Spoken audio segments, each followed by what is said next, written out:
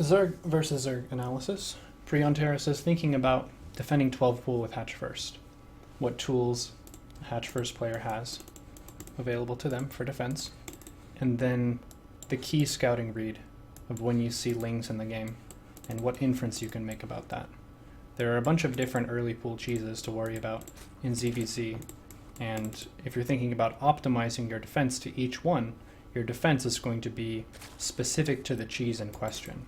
So anytime you lose to a particular cheese, think about the details of when the Lings cross your Overlord, when the Lings arrive at your base, and whether there's an expansion at the opponent's side of things. So my build order here is 17 hatch, 18 gas, 17 pool. Just times out really nicely where you get minimum saturation on the main and then have your gas and pool. Now, the first important thing that happens is this moment here. The first Overlord sees Lings, 6 of them, at 1 minute 38 seconds. This is kind of a map-specific thing. On Dusk Towers, you'll see these Lings at about 140 or so. But seeing Lings at this point is definitely a 12 pool.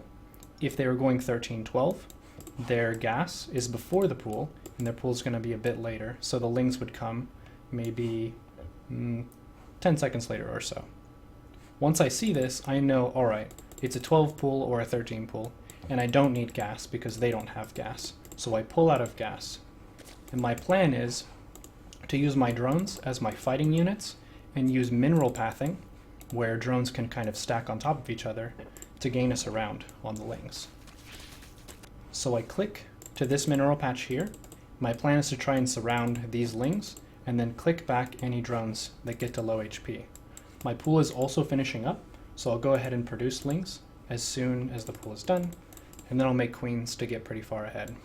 A lot of players, when they do this 12 pool build, will still expand behind it, and they'll make a queen because you can't afford about that much with a 12 pool.